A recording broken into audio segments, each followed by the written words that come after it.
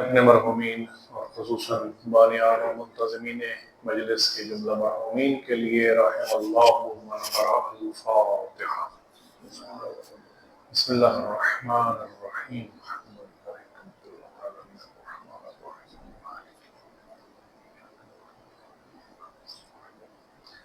اهدنا الصراط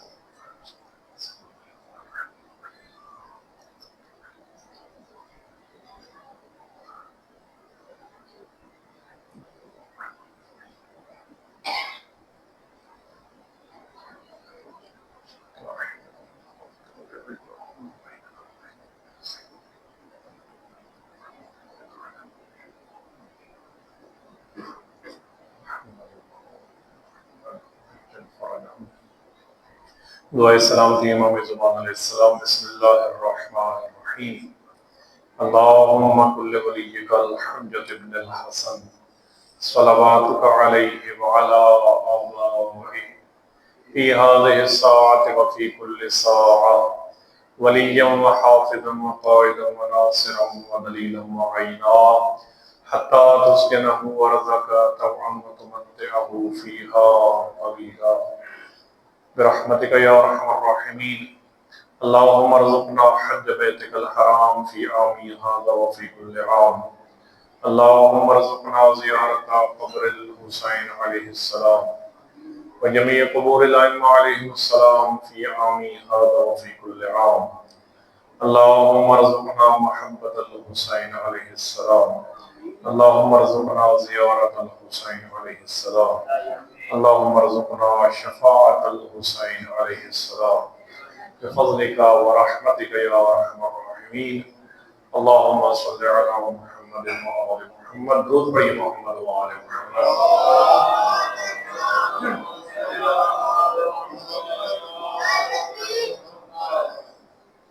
ماشاء اللہ لا حول ولا قوة الا باللہ العلی العظیم۔ اعوذ باللہ السمیع العلیم من الشیطان اللعین الرجیم۔ بسم اللہ الرحمن الرحیم۔ الحمد للہ رب العالمین بارئ الخلائق اجمعین، ثم الصلاة والسلام على العبد المؤيد والرسول المسدد المصطفى الأمجد المحمود الأحمد حبيب إله العالمين أبي القاسم محمد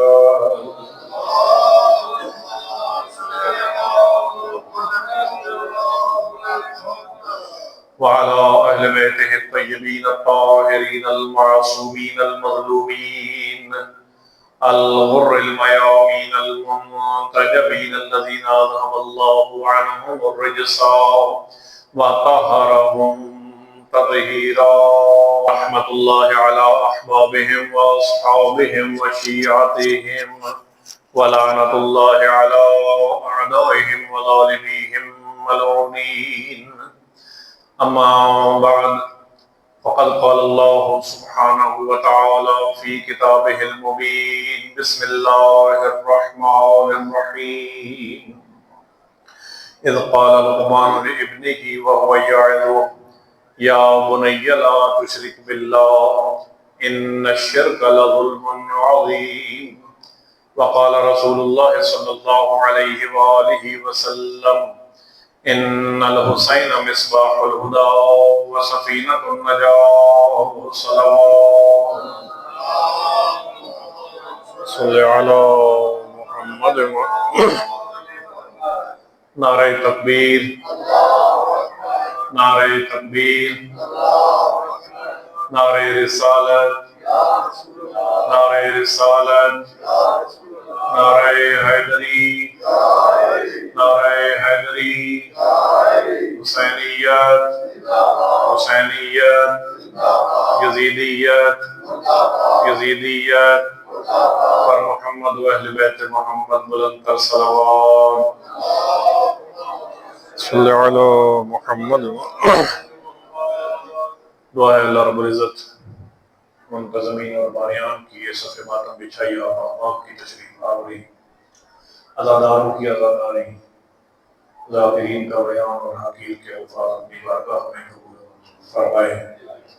جہاں جہاں مجالس اعلیٰ برپا ہیں، ذکر محمد و آل محمد ہو رہا ہے، تمام عزاداران کو شر شیطان اور شر دشمنان سے محفوظ فرمائے۔ دشمنان دین اور دشمنان عزاداری کو نیز و نابود فرمائے۔ اس بات ذکر کا صدقہ ہمیں دین مبین کی خدمت کرنے کی توفیق عطا فرمائے۔ ہماری اولادوں اور ہماری آئندہ نسلوں کو دینداری اور عزاداری صحیح معنوں میں نصیب فرمائے۔ کہ محمد و آل محمد جو جوڑیاں غیر آباد ہیں ان کو آباد فرمائے، جو مومنین مریض ہیں ان کو شفائے کلی عطا فرمائے، جو مرحوم ہو چکے ہیں ان کی مغفرت فرمائے، خصوصاً بانیان ان مجالس اعلیٰ کے جملہ مرحومین کے سرائر و قبائل سے درگزر فرمائے اور شفاعت جناب سید الشہداء علیہ السلام نصیب فرمائے۔ امام زمان علیہ السلام کے ظہور میں تعجیل فرمائے۔ دعا کی قبولیت کے لیے بآواز بلند صلوات۔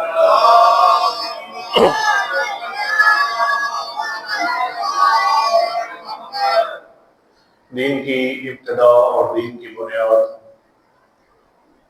وہ اس ذات باری تعالیٰ کی معرفت ہے، اور اس معرفت کے حصول کے لیے ہی اللہ نے جن و انس کو خلق فرمایا ہے۔ وَمَا خَلَقْتُ الْجِنَّ وَالْإِنسَ إِلَّا لِيَعْبُدُونِ جو فرمایا، اہل بیت علیہ السلام کی تفسیر سے استفادہ کریں تو وہ بمعنی یعرفون ہے کہ میں نے جنوں اور انسانوں کو فقط اور فقط اپنی معرفت کے لیے پیدا کیا ہے۔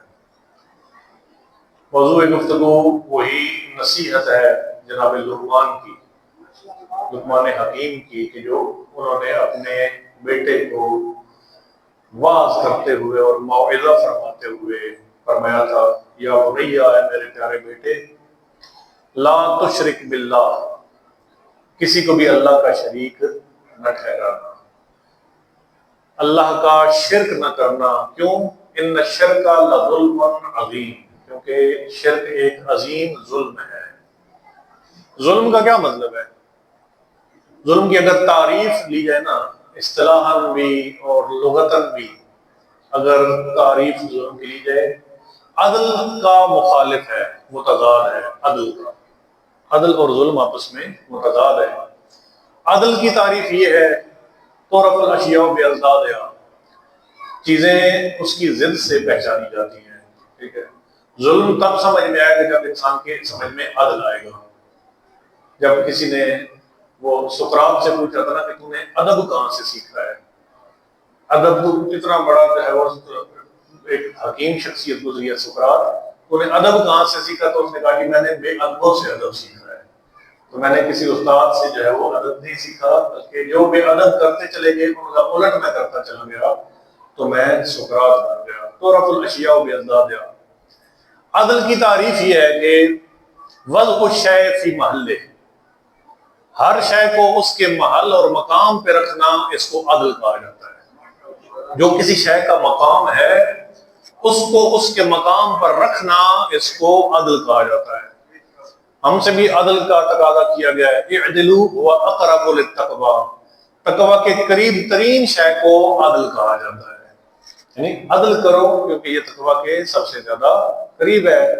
اور اللہ نے اپنی صفات میں، اور خصوصاً وہ صفات کے جو یعنی بہت بڑی، جن کو واضح صفات، بین صفات جن کو کہا جا سکتا ہے، ان میں ایک عدل بھی ہے۔ یہ وجہ ہے کہ عدل جو ہے وہ ہمارے اصول دین میں ہے، اور وہ عدل جو ہے عدل الہی، وہ ایک اور موضوع ہے، ایک اور اس کے جو ہے وہ ٹاپک ہے۔ اور عدل الہی سے مراد یہ ہے کہ ہم عادل ہونے کے قائل اللہ کے اس لیے ہیں کہ باقی لوگ کہتے ہیں کہ اللہ تعالیٰ جو ہے وہ جو چاہے کر سکتا ہے، ان اللہ فعال لما یرید، جو چاہتا ہے وہ کر سکتا ہے۔ معاذ اللہ، یہ ان کی بات ہے اور ان کا عقیدہ ہے کہ اللہ چونکہ ہر شے پر قادر ہے تو جو چاہے وہ کر سکتا ہے۔ نہیں، وہ کہتے ہیں کہ اللہ چاہے ظلم بھی کر سکتا ہے، اللہ تعالیٰ چاہے تو معاذ اللہ عیوب والے کام بھی کر سکتا ہے۔ ہم یہ کہتے ہیں کہ نہیں، ہر عیب جو ہے، ہر گناہ اور ہر ظلم جو ہے وہ عیب ہے، اور جب ہماری نماز کا کوئی رکن سبحان اللہ کے بغیر مکمل نہیں ہوتا، سبحان اللہ کا مطلب یہ ہے کہ ہر عیب، ہر برائی سے منزہ اور پاک اس کی ذات ہے، تو عادل ہے، ہر کام وہ نہیں یعنی ہر کام وہ نہیں کرتا، بعض چیزیں اس کی شایان شان نہیں ہیں، اور عدل الہی ہے۔ اور جب ہمارے ساتھ معاملہ آتا ہے تو ہم کیا عرض کرتے ہیں بارگاہ الہی میں کہ جب ہمارا معاملہ ہو تو 100% جو ہے وہ کیلکولیٹر لے کے نہ بیٹھے، وہ ان کو جو فرشتے حساب لینے والے ہیں کہ اس کا حساب جو ہے وہ کیلکولیٹر کے ذریعہ نہ کرو، اللہم عاملنا بفضلک ولا تعاملنا بعدلک، اے اللہ عدل کا معاملہ نہ کرنا، مجھ جیسے گناہگار کے ساتھ فضل کا معاملہ کرنا، فضل کا معاملہ، اور فضل الہی ہو جائے تو پھر تو یقیناً سب کا بیڑا پار ہے۔ اور جب کسی نے معصوم سے پوچھا تھا کہ اللہ کے فضل اور عدل کے بارے میں، فضل اور عدل یعنی خوف اور رجا، خوف اور رجا کتنا ہونا چاہیے؟ فرمایا اتنا تیرے دل میں اللہ کا خوف ہونا چاہیے کہ تو یہ سمجھے کہ اگر میں کوئی ایک چھوٹا سا گناہ کر کے بھی اللہ کی بارگاہ میں گیا تو اللہ تعالیٰ مجھے اس چھوٹے سے گناہ کے نتیجے میں جہنم میں ڈال دے گا، میری بخشش ہونے والی نہیں ہے، اور میں جتنی زیادہ نیکیاں کر لوں ایک گناہ جو ہے وہ میرے جہنم میں جانے کا سبب بن جائے گا۔ یہ خوف ہے، اور رجا کتنی، امید کتنی ہے کہ ساری دنیا کے ثقلین کے گناہ، معصوم کے الفاظ ہے ثقلین یعنی جن و انس کے گناہ ہیں، اتنے گناہ فقط میں اکیلا لے کے چلا جاؤں وہ سارے کے سارے گناہوں کو معاف کرنے پہ قادر ہے۔ اتنی امید ہونی چاہیے، اتنا خوف بھی ہونا چاہیے اور اتنی امید۔ اور پھر معصوم نے فرمایا کہ جو ایمان ہے نا، وہ ایمان پھر مکمل تب ہوگا جب یہ دونوں پلڑے بالکل برابر ہوں گے، خوف کا پلڑا بھی نہ جھکے اور امید کا پلڑا بھی نہ جھکے۔ اگر خوف کا پلڑا جھک گیا تو مایوسی میں چلا جائے گا، اور مایوسی بھی کفر ہے، اور اگر تو امید کا تیرا پلڑا جھک گیا اور امید کی طرف زیادہ چلا گیا تو پھر ذرا وہی حال ہوگا کہ جو آج کل اکثریت کا حال ہے۔ صلوات بر محمد و آل محمد صلی اللہ علیہ وسلم۔ اللہ کی ذات کے ساتھ بھی عدل ہے، اور عدل یہ ہے کہ وہ خود اکیلا وحدہ لا شریک ہے۔ امن یجیب المضطر اذا دعاہ ویکشف السوء، وہ کون ہے کہ جب کوئی مضطر اور پریشان اس سے دعا مانگتا ہے تو اس کی دعا کو سنتا ہے اور اس کی پریشانی کو دور فرماتا ہے۔ الہ مع اللہ، کیا اللہ کے علاوہ بھی کوئی الہ ہے تو سامنے لے کر آؤ، اللہ کے علاوہ بھی کوئی الہ نہیں ہے۔ اور الہ جو ہے، الہ کا ترجمہ ہم کرتے ہیں معبود، معبود اور شے، الہ اور شے۔ الہ یعنی اللہ کی جو الوہیت ہے وہ ایک اور معنی کے اندر ہے، اور معبود جو ہے وہ لائق عبادت، اگرچہ وہ معبود بھی فقط وہی ہے، لا معبود سوا، لا الہ الا ہوا، یا لا رب الا ہو، اس کے علاوہ کوئی رب نہیں ہے، اس کے علاوہ کوئی معبود نہیں ہے، اس کے علاوہ کوئی الہ نہیں ہے۔ لیکن عدل یہ ہے کہ اس کے علاوہ کسی کو بھی اپنا رب، اپنا الہ، اپنا اللہ اور اپنا معبود نہ مانا جائے، اور اگر کسی کو مانے گا وضع شیء فی غیر محلہ، کسی شے کو اس کے مقام سے اٹھا کے یا اوپر رکھ دینا یا نیچے رکھ دینا، یہ ظلم ہوتا ہے۔ اور سب سے بڑا ظلم لقمان حکیم نے کہا ہے، جس کو قرآن نے اپنی آیت کی صورت میں نازل فرمایا، ان الشرک لظلم عظیم، سب سے بڑا ظلم کیا ہے؟ کسی کو اللہ کی ذات کا شریک ٹھہرانا، شرک کرنا ظلم ہے۔ اور شرک کے بارے میں سورہ انعام کی آیت ہے کہ لو اشرکوا لحبط عنہم ما كانوا يعملون، شرک کے جو نقصانات ہیں ان نقصان میں سے ایک بڑا، میں کہتا ہوں اگر یہ نقصان ہو گیا تو پھر پلے کیا رہ گیا، کہ شرک جو ہے وہ حبط اعمال کا سبب بنتا ہے۔ حبط اعمال، حبط اعمال کا مطلب ہے ملٹی پلائی بائی زیرو، جتنے بھی عبادات کر لیں، جتنے اعمال کر لیں، حبط کا مطلب ہے کہ فوراً وہ ڈیلیٹ ہو جائیں گے ان کے اعمال، وہ شخص جو شرک کرے گا۔ فرمایا لو اشرکوا، اگر وہ شرک کریں گے، لحبط عنہم ما كانوا يعملون، جو کچھ وہ کرتے رہے ہیں نا، جو ان کے اعمال تھے، جو ان کی عبادات تھی، جو ان کی نیکیاں تھیں، 1 سیکنڈ سے پہلے وہ ضائع ہو جائیں گی۔ اور شرک 5 قسم کا ہے، میں کوشش کرتا ہوں کہ جو ہے وہ اللہ اکبر یا رسول اللہ یا علی اللہم صلی علی محمد۔ میں نے معرفت کے حوالے سے کل ایک حدیث بیان کی تھی، اور معرفت جو ہے نا وہ معرفت خدا جو ہے وہ توحید خدا سے پہلے ہے، توحید خدا سے بھی پہلے ہے۔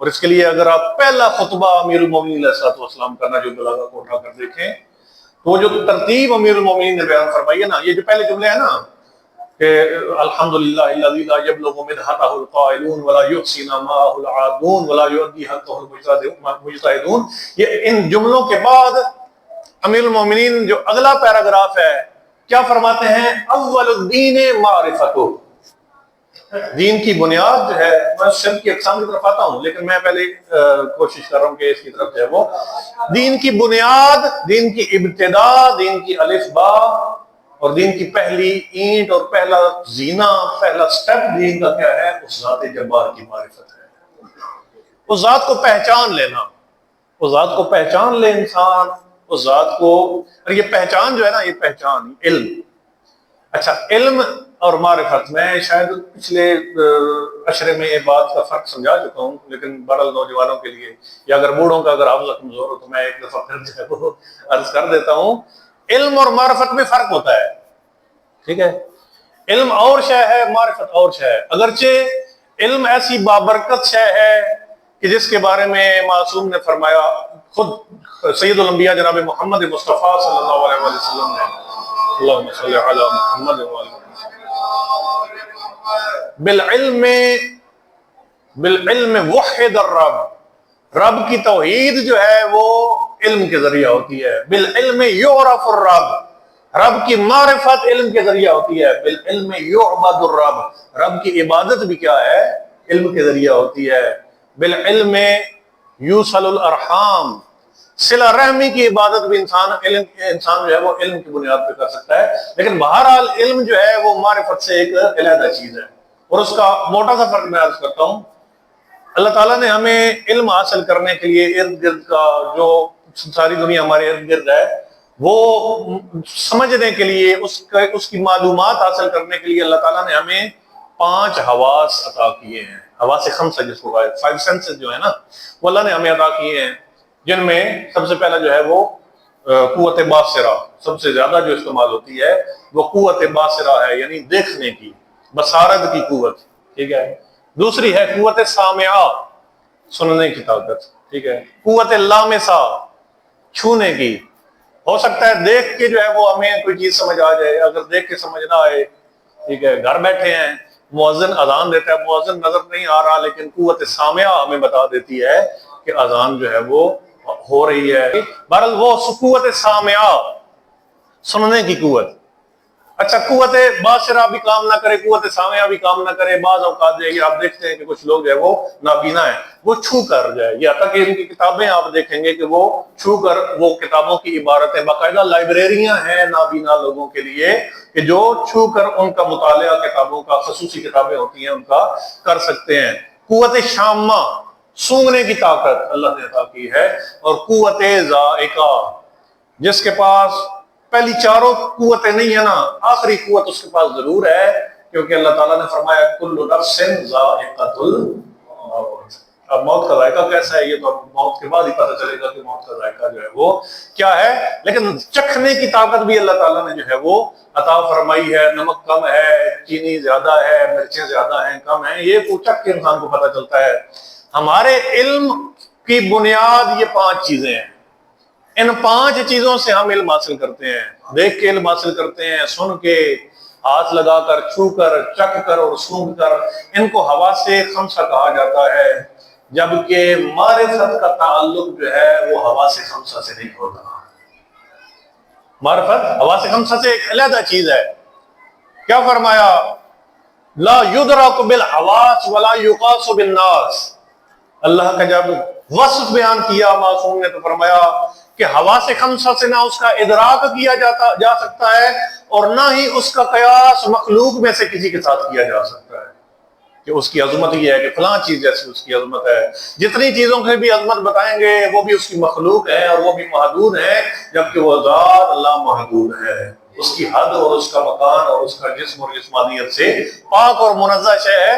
تو علم اور معرفت میں یہ فرق ہے کہ علم حواس خمسہ سے لیا جاتا ہے، لیکن معرفت جو ہے وہ حواس خمسہ سے نہیں لی جاتی. یہ وجہ کہ جب کسی نے پوچھا تھا امیر المومنین سے، کیا حل رأیت ربک، کیا تم نے اپنے رب کو، یا امیر المومنین آپ نے کیا اپنے رب کو دیکھا ہے؟ تو فرمایا علی ایسے رب کی عبادت ہی نہیں کرتا جس کو علی نے دیکھا نہ ہو.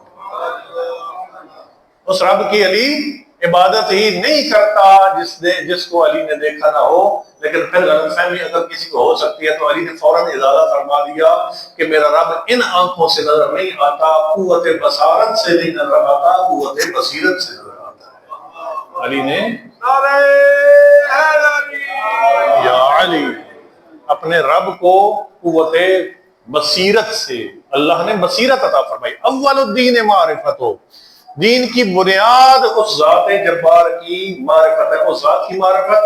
وکمال و معرفت ہی التصدیق بہ، جب انسان معرفت حاصل کر لیتا ہے تو فقط اس کی زبان تک نہیں رہتا بلکہ اس کی تصدیق بھی کرتا ہے. انسان جو ہے اس شے کی تصدیق کرتا ہے. کسی چیز کو پہچان لیا، پہچان کے بعد ہی تصدیق ہو سکتی ہے، پہچان کے بغیر جو ہے وہ تصدیق نہیں ہو سکتی. اب دیکھتے ہیں کہ ہمارا شناختی کارڈ ہے، شناختی کارڈ ہماری پہچان ہے، اور پہچان کے بعد پھر تصدیق کرنے کے لیے وہ کیا کرتے ہیں کہ فنگر پرنٹ بھی ملاتے ہیں کہ یہ اسی شخص کا شناختی کارڈ ہے اور اس کا بایو میٹرک جو ہے وہ اسی کے ساتھ ہے. تو معرفت کے ساتھ کیا ہے؟ التصدیق بہ، وکمال التصدیق بہ توحیدہ. تیسرا درجہ توحید کا ہے. جب انسان کا اس کی معرفت حاصل کرے گا، معرفت پیش خیمہ بنے گی اس کی تصدیق کی، اور جب اس کی تصدیق کرے گا تو وہ پیش خیمہ بنے گی اس کی توحید کی. اور پھر فرمایا کمال التوحید ہی الاخلاص لہ.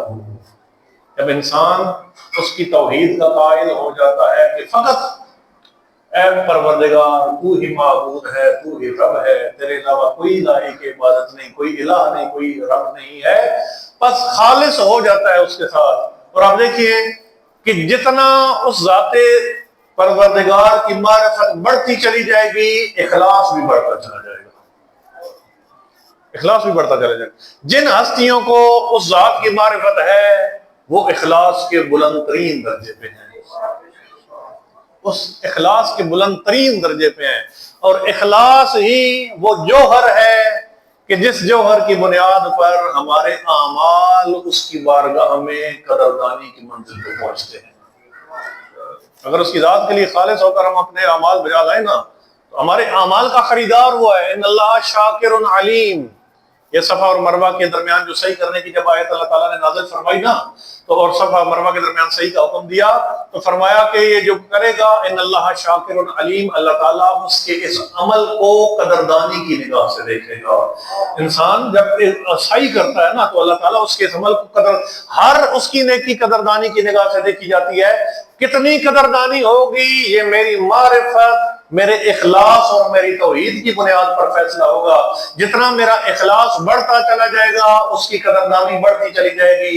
یہ وجہ ہے کہ رسول اکرم نے فرمایا تھا ضربت علی یوم الخندق افضل من عبادت الثقلین. اخلاص کی معراج پر پہنچ کر دشمن خدا کے سر پہ علی نے روز خندق ضربت لگائی تھی. رسول اکرم کو فرمانا پڑا تھا کہ کوئی چھوٹی موٹی عبادت نہیں ہے، اگر اخلاص معراج پر ہے تو علی کی ضربت بھی معراج پر ہے. ثقلین کی عبادت مغلوب ہو گئی ہے، علی کی ضربت غالب ہو گئی ہے. یا علی اللہ اکبر، یا رسول اللہ، یا علی.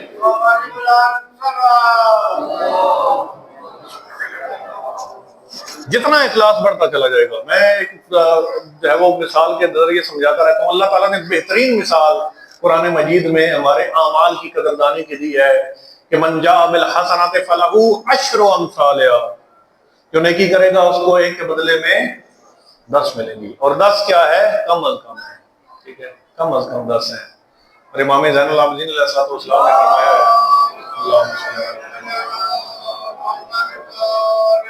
ہے مجھے سمجھ نہیں آتی کہ بعض اوقات ہے وہ ائمہ کی ایسے فرامین آتے ہیں کہ جو ہمیں زیادہ فکر مند کر جاتے ہیں، تو فکر مند کرنا بہرحال ہمارے فائدے میں ہے۔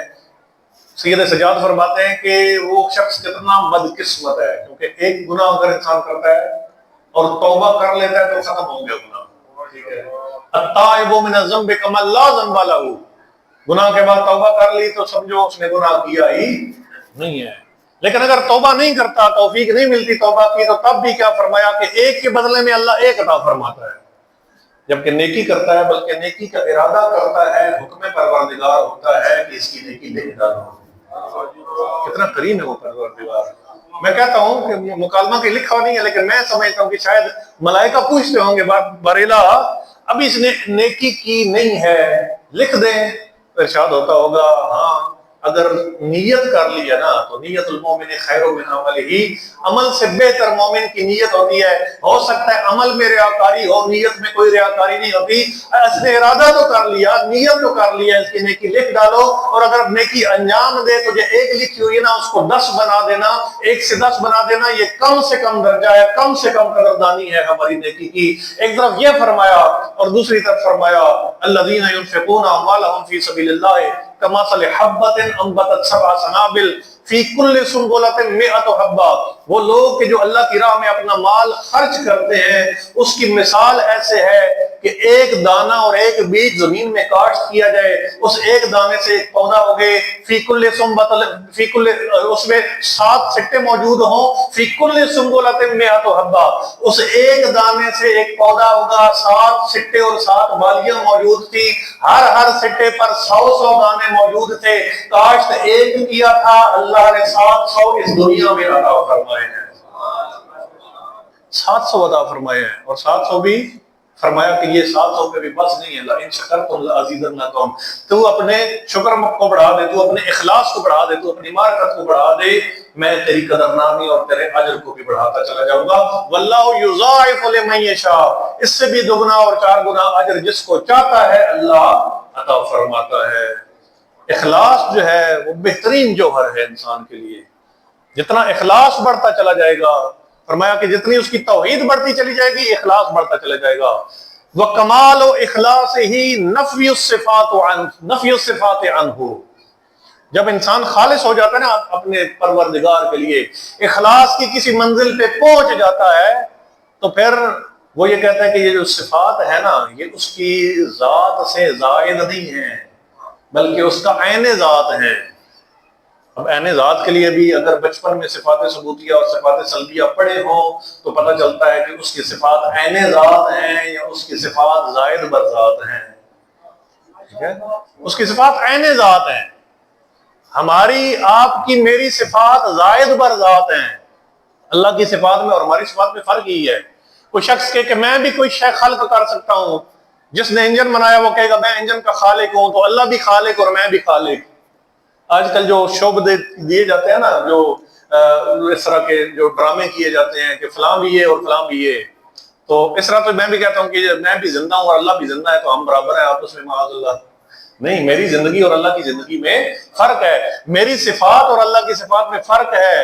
اس کی زندگی ذاتی زندگی ہے، اس کو کسی نے عطا نہیں کی، میری زندگی اس کی عطا کردہ ہے، جب اس نے چاہا دنیا میں بھیجا، جب چاہے گا واپس بلا لے گا۔ میری اس میں نہ بھیجتے ہوئے بھی مجھ سے پوچھا، نہ بلاتے ہوئے مجھ سے پوچھے گیا، مجھ سے کوئی مشورہ نہیں کیا گیا کہ تم کہاں جانا چاہتے ہو، کس صدی میں پیدا ہونا چاہتے ہو، کس خاندان میں پیدا ہونا چاہتے ہو۔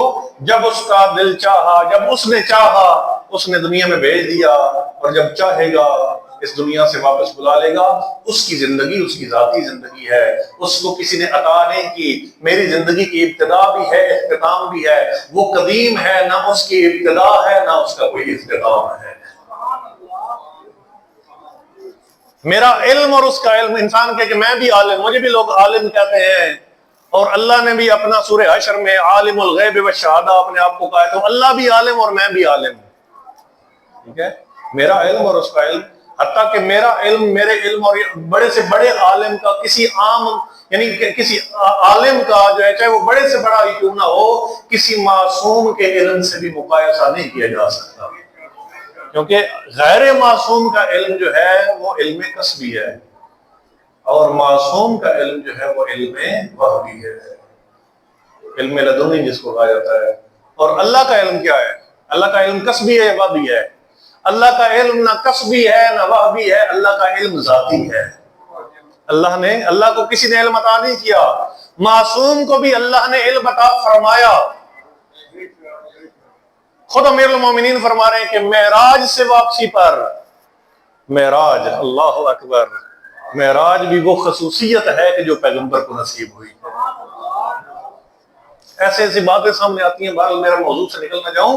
معراج سے واپسی پر رسول اکرم نے علمنی رسول اللہ الف باب من العلم، یقیناً رسول اکرم نے اپنے پروردگار سے جو وحی علم لیا، رسول اکرم نے معراج سے واپسی پر مجھے علی کو 1000 باب علم تعلیم فرمایا، 1000 باب علم۔ اور وہ علم کا چیپٹر اس طرح نہیں ہے کہ جس طرح ہماری سائنس کی اور آرٹس کی کتابوں کا چند صفحوں کا چیپٹر ہوتا ہے، استاد صاحبان بیٹھے ہیں، وہ علم باب علم کا مطلب ہے کہ جو پورا ایک علم ہے، پورا ایک علم، 1000 قسم کے علوم رسول اکرم نے مجھے عطا فرمائے، اور آگے میں علی کی فطانت و ذہانت سے ہر باب سے 1000 باب علم علی نے ایجاد کیا۔ یا علی، 1000 باب علم معراج سے واپسی پر۔ معراج خصوصیت ہے پیغمبر کی، کسی دوسرے نبی کو بھی معراج حاصل نہیں ہوئی، کسی دوسرے نبی کو بھی معراج نصیب نہیں ہوئی۔ انبیاء گئے ہیں، کوئی پہلے آسمان پہ گئے ہیں، کوئی دوسرے پہ، کوئی تیسرے پہ، چوتھے آسمان سے اوپر کوئی نبی بھی نہیں گیا۔ چوتھے آسمان سے اوپر انا ابن من صلی بملائکۃ السماء، انا ابن من صلی بانبیاء اللہ، میں اس کا بیٹا ہوں۔ سید سجاد نے فرمایا تھا میں اس نبی کا، میں اس مصطفیٰ کا بیٹا ہوں، دربار شام میں جب خطبہ دیا تھا، میں اس مصطفیٰ کا بیٹا ہوں کہ جس نے چوتھے آسمان پر ملائکہ اور انبیاء کو نماز کی امامت کرائی تھی۔ معراج، سبحان الذی اسریٰ بعبدہ لیلا من المسجد الحرام الی المسجد الاقصی الذی بارکنا حولہ، بابرکت ہے وہ ذات، عیوب سے پاک ہے وہ ذات، منزہ ہے وہ ذات کہ جو ایک رات میں اپنے بندے کو مسجد الحرام سے مسجد اقصی کی طرف لے گیا، کہ جس کے ماحول کو ہم نے بابرکت بنایا ہے، اور پھر وہاں سے معراج پر لے گیا۔ لوگ کہتے ہیں عقیدہ معراج کے بارے میں ہمیں معلوم ہونا چاہیے کہ معراج کا عقیدہ ہمارا کیا عقیدہ ہے۔ باقی مسالک کے بارے میں کچھ ایسے عقائد ان کے معراج کے حوالے سے ہیں، وہ کہتے ہیں کہ رسول معراج پر گئے، لیکن رسول کی معراج روحانی معراج تھی۔ توجہ میری طرف رکھیے گا، بڑی مشکل مرحلے سے گزر رہا ہوں۔ رسول کی معراج روحانی معراج تھی، جسمانی معراج نہ تھی۔ یعنی جس طرح ہم خواب میں سوئے تو بستر پہ ہوتے ہیں، لیکن ہم خواب میں کہیں جو ہے وہ اور پھر رہے ہوتے ہیں، اسلام آباد اور مریض سے بھی پھر کے آ جاتے ہیں، لیکن جاگتے ہیں تو کھیوڑے کی گرمی میں ہم جاگتے ہیں، پتہ چلتا ہے کہ وہ ہماری روح جو ہے وہ پھر کے آ گئی ہے۔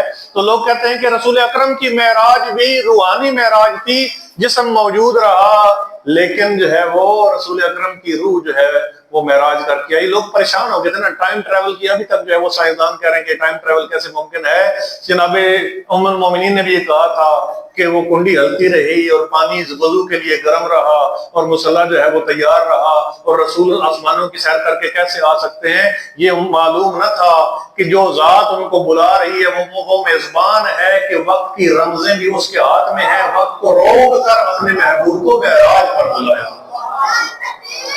اللہ اکبر، یا علی، اللہم صلی علی محمد۔ رسول معراج پر تشریف لے گئے، چوتھا آسمان، پانچواں آسمان عبور کیا، چھٹا آسمان، اور یہ ہمارے لیے سمجھ میں ہے کہ پتہ نہیں وہ کس طرح کو، کس طریقے کا اور کیا حیثیت ہوگی اس کو عبور کرنا۔ ساتویں آسمان کے بعد اس مقام پر پہنچے جہاں جس کو کہا جاتا ہے کہ بیری کا درخت ہے، سدرۃ المنتہی، عند سدرۃ المنتہی عندہا جنت المأویٰ، جس کے بالکل قریب جنت المأویٰ ہے۔ سدرۃ المنتہی پہ پہنچے نا تو جبریل امین کے جو پروٹوکول افسر تھے رسول اکرم کے، پروٹوکول براق پر بیٹھے رسول اکرم، جبریل امین ان کو لے کے جا رہے ہیں، اور سدرۃ المنتہی پہ پہنچ کے کیا کہتے ہیں؟ اقبل یا سیدی، اے میرے سردار آپ آگے بڑھیے. اے جبریل اس سے آگے نہیں آؤ گے. کہتا ہے کہ اگر ایک انگلی کے پور کے برابر بھی آگے بڑھا سید الملائکہ کا ٹائٹل اور منصب مجھ سے چھن جائے گا. اس سے آگے جانے کی مجھے اجازت نہیں ہے. اور یہ آگے جانا تھا کہ ادھر سے صدا آنا شروع ہوئی, قربنی قربنی, اے میرے حبیب, اے میرے محبوب, اے میرے مصطفیٰ, میرے قریب آ, میرے قریب آ. کتنے قریب ہوئے آپ کو اور مجھے سمجھانے کے لیے. قرآن کریم نے کیا فرمایا, حتی قاب قوسین او ادنا, اتنے قریب ہو گئے کہ جس سے زیادہ قربت کا تصور ہی نہیں ہو سکتا. اب روایت یہ کہتی ہے, ہم کہتے ہیں کہ رسول اکرم کا فقط روح آسمانوں پر نہیں گئی تھی, جسم بھی آسمانوں پر گیا تھا. روایت یہ کہتی ہے کہ زہرا کا بابا جب معراج پر تشریف لے گئے, نالین مبارک جو پاؤں کے اندر موجود تھیں, نالین. اب تجھے بتاؤں کہ یہ جسمانی معراج تھی یا روحانی معراج تھی. روح نے کبھی جوتے نہیں پہنے, جوتے پہنا جاتا ہے تو جسم پہنتا ہے.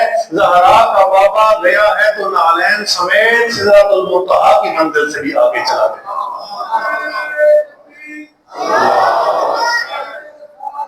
یا رسول اللہ, یا علی, زندہ باد, مردہ باد. اللہم صلی علی. اس کی ذات سے صفات زائد بر ذات کی نفی ہو, یا من دل علی ذاتہ بذاتہ. کبھی ایک شیعہ ہونے کی حیثیت سے یہ بھی ہم سمجھیں کہ ائمہ کی عظمت, ان کے کلام کی عظمت, ان کی نورانیت اور ان کی جو معرفت خدا ہے, ان کی احادیث سے کبھی بھی ہم نہیں سمجھ سکتے. کیونکہ احادیث تو انہوں نے ہم جیسوں کو مخاطب کر کے بیان فرمائی ہیں, اور جب معصوم غیر معصوم کو مخاطب کرتا ہے تو اس کے عقل کے مطابق کہ اس کو سمجھ آ جائے. حقیقت میں معرفت خدا کے جو جملے ہوتے ہیں معصوم کے, وہ جملے ہوتے ہیں کہ جو اپنے پروردگار سے مخاطب ہوتے ہوئے ان کی زبان میں حدیث نکلتے ہیں. کسی نے پوچھا تھا نا انٹرویو میں حضرت امام خمینی سے کہ آپ نے 2500 سالہ شہنشاہیت کا خاتمہ کیا, کیسے کر لیا آپ نے؟ تو انہوں نے کہا تھا کہ 2 دعائیں ہیں کہ جس کی وجہ سے 2500 سالہ شہنشاہیت کو ہم نے ایک جوتے کی نوک سے اور ایک ٹھوکر سے اس کا خاتمہ کر دیا. دونوں دعائیں تیرے اور میرے مولا علی امیر المومنین کی دعائیں ہیں. فرمایا تھا ایک دعائیں کمیل ہے, دوسری مناجات شعبانیہ ہے. یہ عظمت ہے. امیر المومنین کے کلام میں آج بھی عظمت ہے 1400 سال کے بعد بھی, کہ 2500 سالہ شہنشاہیت کا خاتمہ علی ولی کی دعاؤں سے ہو سکتا ہے, باطل مٹ سکتا ہے علی ولی کے کلام کے ساتھ. اہل بیت علیہ الصلوۃ والسلام کی معرفت خدا, ہمیں معرفت کے لیے کسی چیز کی ضرورت ہے, کسی مثال کی ضرورت ہے. اللہ تعالیٰ نے اپنے جو ہے وہ سورہ نور میں بھی اپنی مثال دی ہے, کمشکات فیہا مصباح, اور کئی مثالیں اس طرح ہیں کہ اللہ نے اپنی معرفت کے لیے جو ہے تمام چیزیں اللہ تعالیٰ نے اپنی معرفت کے لیے بھیجی ہیں. میں نے عرض کیا تھا کہ جو حواس خمسہ ہے نا, حواس خمسہ, ان سے اللہ تعالیٰ کو پہچانا نہیں جا سکتا, اللہ کا علم حاصل نہیں کیا جا سکتا. یہ وجہ ہے کہ کوئی شخص یہ نہیں کہہ سکتا علمت اللہ, میں نے اللہ کو جانا. ہاں کسی کو معرفت ہو جائے تو وہ یہ کہے گا عرفت اللہ, میں نے اللہ کو پہچانا. جاننا یا اللہ کا علم ہونا یہ ممکن نہیں ہے, اللہ کی پہچان ہے. جتنی ہماری استطاعت ہے اتنی ہم پہچان اللہ کی رکھتے ہیں, معرفت رکھتے ہیں. یہ 5 حواس کے ذریعہ اللہ کو نہیں پہچانا جا سکتا, اور 5 ہستیاں ہیں جن کو اللہ نے اپنی معرفت کے لیے اس دنیا میں بھیجا ہے. 5 ہستیوں کو اللہ نے بھیجا ہے کہ جن کے ذریعہ ہم نے اللہ کو پہچانا. ہم نے اللہ کو دن اور رات کے ذریعہ پہچانا, سورج و چاند کے ذریعہ پہچانا, موسموں کی تبدیلی سے میں نے اپنے پروردگار کو پہچانا. امیر المومنین فرماتے ہیں ارادے کے ٹوٹنے سے اپنے پروردگار کو پہچانا ہے. فرمایا کہ اللہ تک پہنچنے کے راستے انفاس سے مخلوق سے زیادہ ہیں. جتنی مخلوق مل کے سانس لے رہی ہے نا, سانس کی تعداد ایک انسان اپنی زندگی میں کتنے سانس لیتا ہے, معصوم نے فرمایا فقط انسان نہیں, جتنی مخلوقات سانس لینے والی ہیں, جتنے سانس وہ لے رہی ہیں, وہ سانس کی تعداد کم ہے, اس کو پہچانے کے راستے زیادہ ہیں. اس کو پہچاننے کے راستے زیادہ ہیں, اس کو پہچاننا. اور فرمایا کہ ہم نے اس کو مخلوق کے ذریعہ پہچانا, لیکن جن کی وجہ سے ہم نے اس کو پہچانا انہوں نے مخلوق کے ذریعہ نہیں پہچانا, انہوں نے خالق کو خالق کے ذریعہ پہچانا. دعائے صباح پڑھیں.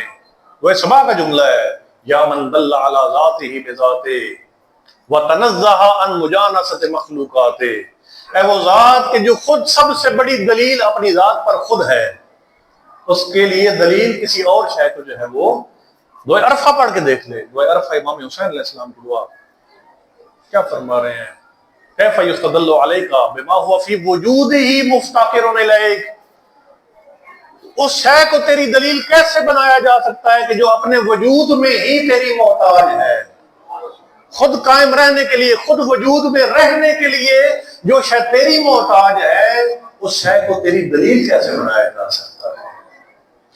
اور یہ بات واقعہ امام حسین علیہ السلام کہہ سکتے ہیں اور اللہ کہ اگر تجھے پہچاننے میں تیرے غیر کا سہارا لے لوں گا نا تو پھر مجھے تجھے پہچاننے میں تو بڑی تاخیر ہو جائے گی. یہ بات امام حسین علیہ السلام کہہ سکتے ہیں. ماذا فقد من وجدہ وماذا وجد من فقد. جس نے تجھے کھو دیا اس نے کیا پایا، اور جس نے تجھے پا لیا اس نے کیا پایا. اپنے رب کو پا لیا حسین نے اور حسین کے اصحاب نے،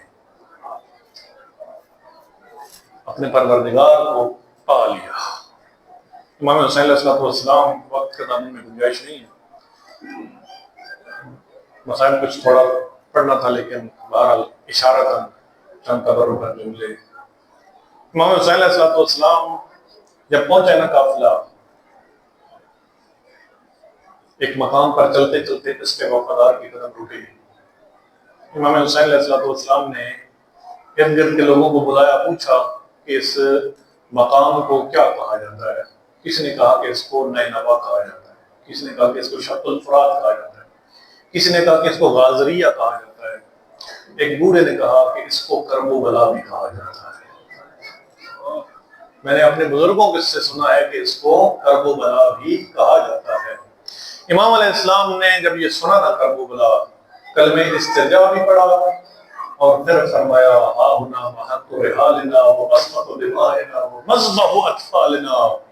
اے عباس یہیں رکیں گے، یہیں ہمارے خیمے لگیں گے، یہیں ہمارا خون ناحق بہایا جائے گا، اور یہی وہ جگہ ہے جہاں ہمارے بچوں کو ناحق ذبح کیا جائے گا. اجرکم علی اللہ. ہمارا مقتل آ چکا، ہماری منزل آ چکی. پوچھا یہ کس کی ملکیت ہے؟ پتہ چلا بنی اسد کی ملکیت ہے. بنی اسد کے لوگوں کو بلایا، 60,000 درہم میں امام حسین علیہ السلام نے اس جاگیر کو خریدا اور کہا کہ تمہیں ہبہ کرتا ہوں لیکن کچھ شرائط ہیں. میں کہتا ہوں یہ خریدنا اور ہبہ کرنا یہ بھی امام حسین علیہ السلام ہی کر سکتے ہیں. لوگ اپنی نسلوں کے رہنے کے لیے جاگیریں خریدتے ہیں، حسین نے اپنے مقتل کے لیے جاگیر خریدی ہے، اپنے مقتل کے لیے، اپنے بچوں کے مقتل کے لیے جاگیر خریدی ہے. دشمن کی سرزمین میں مرنا بھی ننگ ہے، ہم لوگ قتل ہوتے ہیں مقتل خرید کر. اے بنی اسد کے لوگوں، ہم نے یہاں ہمیشہ نہیں رہنا. ہمیں چند دن کے بعد ہماری خون کے پیاسے درندے قتل کر دیں گے. میری وصیت ہے.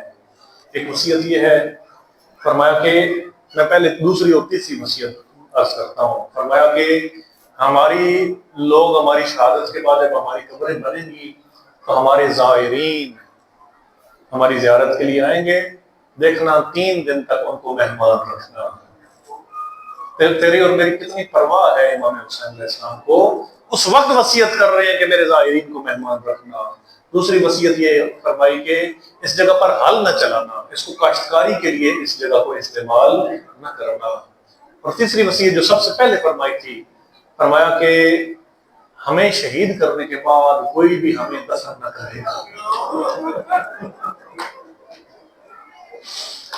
ہمیں کوئی دفن کرنے والا موجود نہ ہوگا، ہمارے وارثوں کو تو قید کر دیا جائے گا، کوئی دفن کرنے والا موجود نہ ہوگا. اے بنی اسد کے لوگوں، اگر ہو سکے تو ہمارے لاشوں کو دفن کر دینا. وصیت کرنے کے بعد فرمایا کہ جاؤ اور اپنی خواتین کو بلاؤ. خواتین جب آئیں نا، امام نے فرمایا کہ اے بنی اسد کی خواتین، ہو سکتا ہے حکومت کے خوف کی وجہ سے تمہارے مرد ہمیں دفن نہ کرنے آئے، تم صحرا میں آ جانا، نہر سے پانی بھرنے کے بہانے آ جانا، ہماری لاشوں کو دفن کر دینا. اور اس کے بعد فرمایا خواتین، بنی اسد کی خواتین جاؤ اور اپنے بچوں کو بلاؤ. بچے آئے نا، امام حسین علیہ السلام نے فرمایا ہو سکتا ہے تمہارے بڑے مصروفیت کی وجہ سے، خوف حکومت کی وجہ سے ہمیں دفن نہ کر سکیں، تم صحرا میں کھیلنے کے بہانے آ جانا، اپنی جولیوں میں ریت بھر لینا، ہمارے لاش کو پر ڈال دینا، تمہارا کھیل بن جائے گا، ہمارے لاشیں دفن ہو جائیں گے۔ عزیزانو سنو گے، 10 محرم کا دن گزرا، 11 محرم کا دن گزرا، 12 محرم جب تیسرا دن آیا نا، بنی اسد کی خواتین آئیں اپنے مردوں کے پاس کہ کس وجہ سے تم امام حسین کے لاشے کو دفن نہیں کر رہے، تم گھر بیٹھو، ہم جاتی ہیں دفن کرنے کے لیے۔ جب غیرت دلائی نا، بنو اسد کے لوگ آئے۔ آج بھی آپ جاتے ہیں نا، عاشور کے دن بنی اسد کے لوگ آتے ہیں، بیلچے اور گھنٹیاں ان کے پاس ہوتی ہیں کہ ہم مولا آپ کو دفن کرنے کے لیے آئے، اسی طرح دفن کرنے کے لیے آئے۔ لیکن عزاداروں، لاشوں کی شناخت ہوتی ہے سروں کے ذریعہ، کسی لاش کے ساتھ سر موجود نہ تھا، حیران و پریشان سرگردان کھڑے ہیں کہ کس طرح کس کو کہاں پر دفن کیا جائے۔ دیکھتے ہیں کہ دور سے کوئی گرد قریب آ رہی ہے، جب غور سے دیکھا سید سجاد واحد امامت تشریف لائے، فرمایا اے میرے اے بنی اسد کے لوگوں، تمہارا شکریہ کہ تم ہمارے لاشوں کو دفن کرنے کے لیے آئے، اور میں تمہیں بتاتا ہوں کہ سب سے پہلے کس کے لاشیں دفن کرتے ہیں۔ کربلا کا لجپال سید سجاد کیا فرماتا ہے، اے بنی اسد کے لوگوں، آؤ سب سے پہلے میرے بابا کے مہمانوں کو دفن کرو، اصحاب حسین کو دفن کرو۔ اصحاب حسین کو دفن کرنے کے بعد فرمایا کہ اے بنی اسد کے لوگوں، آؤ اب بنو ہاشم کے جوانوں کو دفن کرو۔ حبیب کو دفن کر لیا، مسلم ابن اوسجہ کو دفن کر لیا، ابو سمامہ کو دفن کرنے کے بعد، گنج شہداء میں دفن کرنے کے بعد بنی ہاشم کے نوجوانوں کو، اے بنی اسد کے لوگوں آؤ علی اکبر کو دفن کرو، اے بنی اسد کے لوگوں آؤ قاسم کو دفن کرو، اور محمد کو دفن کرنے کے بعد فرمایا اے بنی اسد کے لوگوں آؤ دریا کے کنارے میرا چچا باز بغیر بازو کے جس کا لاشا پڑا ہے وہاں پر دفن کرو۔ جب تمام لاشیں دفن کر لیے نا، فرمایا اے بنی اسد کے لوگوں ایک چٹائی لے کے آؤ۔ مولا چٹائی کس لیے؟ فرمایا کیا تم دیکھتے نہیں میرے بابا کی لاشیں کو پامال کیا گیا، اس قابل نہیں کہ اٹھا کر دفن کروں، اپنے بابا کی لاشیں کے ٹکڑے چٹائی پر رکھوں گا،